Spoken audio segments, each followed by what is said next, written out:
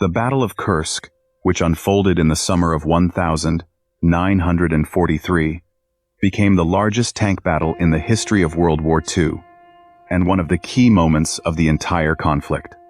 After the defeat at Stalingrad, the German command sought to regain strategic initiative on the Eastern Front. Operation Citadel was planned as a powerful offensive against the Kursk salient, where Soviet forces had created a deeply echeloned defense. For both sides, this battle carried fateful significance. For Germany, a chance to turn the tide of war. For the Soviet Union, an opportunity to finally secure strategic superiority. On the 5th of July 1943, German forces launched their offensive. The best units of the Wehrmacht and SS were thrown into battle, equipped with the latest technology-heavy Tiger and Panther tanks and Ferdinand self-propelled guns. The Germans relied on the element of surprise and the strength of armored spearheads capable of breaking through Soviet defenses. However, the Soviet command under Georgy Zhukov and Alexander Vasilevsky already knew of the enemy's plans. The Kursk salient had been turned into an impregnable fortress. Tens of thousands of anti-tank guns, minefields, obstacles, and deeply echeloned defensive lines awaited the enemy. Soviet troops met the offensive with determination and resilience. On every sector of the front, the Germans encountered dense artillery fire and counterattacks by tank corps. Particularly fierce fighting broke out near the village of Teterevino, where Soviet units tried to halt the advance of German tanks. Here, the true nature of the Battle of Kursk revealed itself. Not a swift offensive, but a grueling confrontation in which both sides suffered heavy losses. German tank aces, such as SS Unterscharführer Franz Staudager, clashed with dozens of Soviet machines, while Soviet commanders like Captain Leonid Rygorodsky fought under conditions of inadequate maps, support, and information. The village of Teterevino became one of the symbols of the opening days of the battle. Soviet tank brigades, acting almost blindly, launched counterattacks against superior enemy forces. The Germans, relying on the technical advantage of their Tigers, inflicted heavy blows. But Soviet troops continued their assaults, despite enormous losses. These first days showed that the battle would not be a short operation, but a prolonged and bloody struggle. The Kursk salient became an arena where the fate of the entire war on the Eastern Front was being decided. After the first days of fierce fighting near Kursk, the Soviet command decided to deliver a powerful counterstrike. Despite enormous losses and pressure from German tank divisions, the Red Army sought to disrupt the enemy's offensive and demonstrate that its forces were capable not only of defending, but also of attacking. At dawn, the battlefield came alive. Dozens of T-34 tanks, supported by infantry, moved forward through smoke and fire. This was a counterattack involving 9 tank brigades. The roar of engines and the clatter of tracks blended with artillery fire, creating the impression of an unstoppable iron tide. For the German infantry entrenched in trenches, the sight was terrifying. Rifles and machine guns seemed useless against armored vehicles rolling directly toward their positions. Yet, the German soldiers had a plan. In their hands was a new weapon, shaped charge grenades, capable of piercing armor. When the tanks passed over the trenches, the infantry threw Panzerwerfer grenades into the rear of the advancing machines. These actions did not stop the counterattack but showed that even infantry could inflict damage on armored vehicles. 2 T-34 seconds were destroyed, and this became the first alarming signal for Soviet crews. The enemy was prepared for any means of resistance. The battlefield turned into chaos. Explosions, smoke, cries, and thunder merged into a single nightmare. Soviet tanks continued their advance, unaware that a far more serious threat awaited them ahead. These moments became a symbol of Soviet determination. Despite losses and the absence of full coordination, the troops pressed forward, obeying orders. But at that very moment, a heavy German tank, the Tiger, appeared on the horizon, soon to change the course of the clash. The Soviet counterattack at Teteravino demonstrated the strength of massed assaults and the Red Army's willingness to take risks for strategic goals. But it also revealed weaknesses, lack of reconnaissance, absence of artillery support, and the vulnerability of tanks to new German weapons. Amid the chaos of the Soviet counterattack, as dozens of T-34 tanks attempted to break through German positions, a new threat appeared on the battlefield. It was the heavy Tiger I tank, a symbol of German engineering power and the fear it inspired in its enemies. Its commander, SS Unterscharführer Franz Staudegger of the Leibstandarte Adolf Hitler Division, found himself at the center of events almost by accident. His vehicle had fallen behind the battalion due to suspension repairs. Yet this circumstance turned him into the central figure of a legendary episode. In front of Staudegger moved 3 Soviet T-34 tanks, unaware of the Tiger's presence. Within minutes, the German crew destroyed them one by one. The Tiger I's 88mm gun pierced armor clean through, turning Soviet machines into burning wrecks. These first shots set the tone for the entire clash. The German tank demonstrated that it could fight alone against an entire unit. Soon, new Soviet forces appeared on the horizon, dozens of tanks rolling across the railway embankment. For any commander, this meant mortal danger. But Staudegger did not flinch. He continued to fire methodically, shifting positions to avoid becoming an easy target. The Soviet tanks opened return fire, but their 76mm shells only left dents and ricocheted off the Tiger's armor. The German crew remained calm, and each new shot turned another T-34 into a heap of twisted metal. The battlefield became an arena of confrontation between a lone predator and an entire pack. Shells landed around the Tiger I, its hull covered with dozens of impact marks. Yet the machine remained operational. Staudegger acted with cold calculation, like a hunter confident in the superiority of his weapon. The Soviet crews, despite their losses, pressed forward. But each step they took was accompanied by another explosion and the loss of yet another tank. The appearance of the Tiger I on the battlefield became a turning point. For the German side, it was proof that a single machine could halt an entire brigade. For the Soviets, it was a bitter reminder of the enemy's technical superiority and the price paid for every attempted counterattack. After Franz Staudegger's initial successes, having destroyed several Soviet tanks, the situation changed dramatically. The main forces of the Red Army appeared on the battlefield, dozens of T-34 seconds rolling across the railway embankment. Now the German Tiger faced not just a few vehicles, but a whole stream of armored power. This was the moment of truth. A single tank against an entire brigade.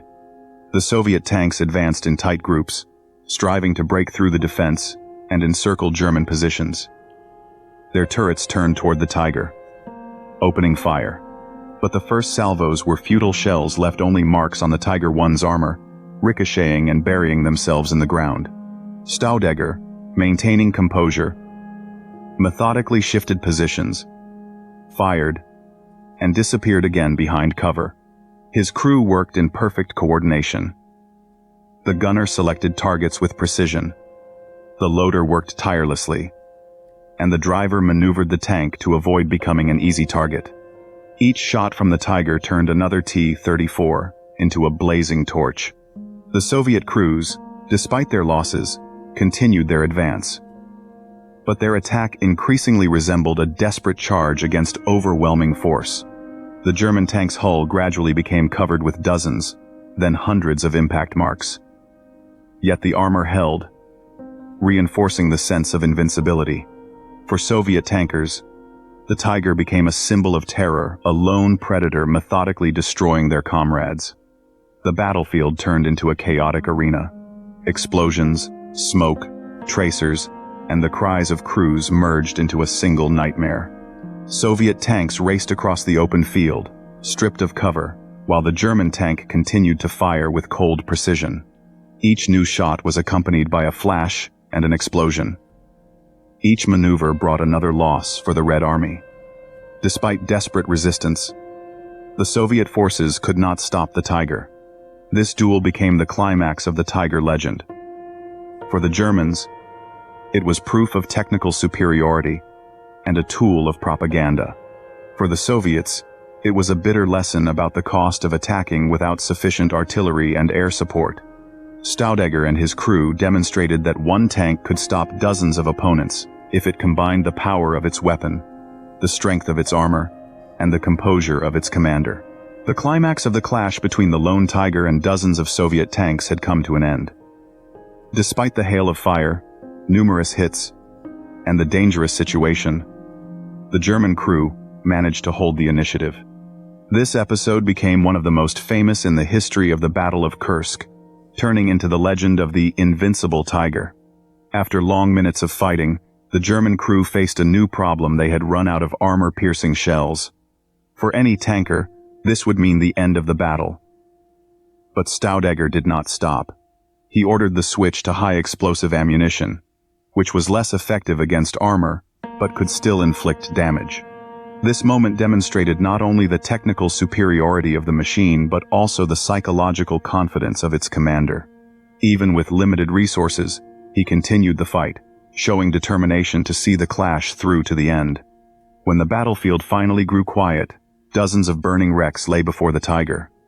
According to German reports, Staudager had destroyed 22 Soviet tanks, while his own vehicle's hull had sustained 67 hits that failed to penetrate the armor. For the German side, this became a symbol of the power of their technology and the skill of their crew. For the Soviets, it was a heavy defeat that revealed the cost of attacking without sufficient artillery and air support. For his role in this battle, Staudager was awarded the Knight's Cross of the Iron Cross, one of the highest honors of the Third Reich. German command used this episode as an example of heroism and proof of the invincibility of the Tiger I. Staudager's story became part of a propaganda campaign designed to strengthen the morale of German troops and show the world the strength of the German army. If German propaganda elevated Staudager's feat and his Tiger into legend, for Soviet tankers, that day became a symbol of despair and sacrifice. Among them was Captain Leonid Raygorodski, commander of the 282nd Battalion of the 26th Tank Brigade.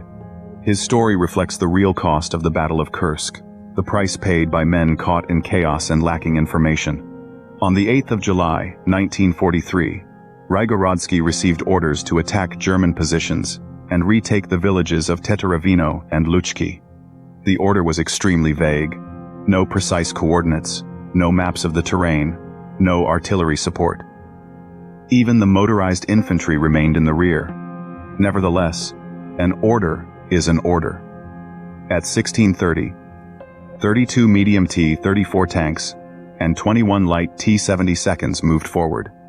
This offensive was doomed to chaos from the very beginning. The Soviet tanks advanced, firing high-explosive shells at German positions. Inside the vehicles, the atmosphere was suffocating. Smoke from the shots, the roar of engines, the shouts of the crews. Raygorodski, as commander, also had to act as gunner, which deprived him of the ability to fully assess the battlefield. Soon, the wail of Stuka dive bombers filled the air. Their sirens struck terror into the hearts of Soviet soldiers. Explosions shook the ground, and already the first tanks that had crossed the railway embankment were burning. When Raygorodski and his crew crossed the tracks, a terrifying sight opened before them. Of the 5 tanks that had gone ahead, 3 were already ablaze. German artillery, mortars, and grenades rained down on the Soviet machines. Radio communications were overwhelmed with cries and orders, but there was no coordination. Each crew acted on its own, struggling to survive. Raygorodski tried to aim through the simple optics of his tank, but the enemy was too far away. His shots went astray. The situation grew hopeless. One by one, Soviet tanks were reduced to heaps of twisted metal. Finally, an order to retreat came over the radio. Raygorodski ordered his driver to take cover behind a burning tank and began to withdraw. But German fire did not cease. An 88mm shell from the Tiger. I found his vehicle. A green tracer streaked across the battlefield, and the shell pierced the T-34 clean through. Rygorodsky's crew perished, becoming part of the vast list of fallen soldiers of the Soviet Union. As a result of the clash, the Soviet side lost 21 tons, 3-4 tanks, and 1 light T-70. Some vehicles were destroyed by German artillery and aviation fire, especially by Stuka dive bombers. In the chaos of battle, it was impossible to determine exactly who struck each target. Nevertheless, German command decided to credit all the destroyed tanks to one man, SS Unterscharführer Franz Staudinger. His Tiger did indeed inflict heavy losses, but the real picture was far more complex. German successes were the result of combined actions of artillery, aviation, and other tank units. German propaganda turned this episode into a symbol of the invincibility of the Tiger I. Staudinger was presented as a hero capable of single-handedly stopping an entire Soviet brigade. His feat was actively used to boost troop morale and to demonstrate Germany's technical superiority. In reality, this image was greatly exaggerated. The story of 22 destroyed tanks by a single crew became part of a mythology that concealed the chaos and sacrifices of the actual battle. For Soviet tankers, that day was a tragedy.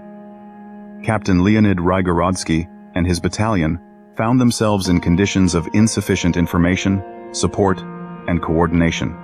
Their sacrifice did not enter legend, but episodes like this reflect the true cost of the Battle of Kursk. Later Soviet historiography emphasized the mass character of resistance, the resilience of soldiers, and the strategic outcome, the disruption of the German offensive. In this context, individual episodes, such as Staudinger's battle, were seen as part of the larger picture, not as decisive factors. Franz Staudinger survived the war and died in 1991, never held accountable for his service in the SS. His name remained in history as an example of a German tank ace, but also as a symbol of how propaganda can turn a real episode into myth. The story of the battle at Teteravino shows that war is not only a clash of armies, but also a struggle for memory. The German side created legends of invincible tigers, while the Soviets emphasized mass heroism and resilience. In the end, it was Soviet strategy and resources that determined the outcome of the Battle of Kursk, which became a turning point in the war. This story touched you as much as it touched us. Do us a favor, click the like button. Every like helps YouTube show this story to more people. Click subscribe and turn on notifications. Every day we rescue forgotten stories from dusty archives. Stories of marksmen who proved themselves with skill and courage. Real people. Real heroism. Leave a comment right now and tell us where you're watching from. Are you in the USA, the UK, Canada, Australia? You are not just a viewer, you are part of preserving these memories. Tell us your location. Tell us if someone in your family served. Just let us know you're here. Thank you for watching. Thank you for helping ensure Teteravino does not fade into silence. These people deserve remembrance, and it is you who helps preserve it.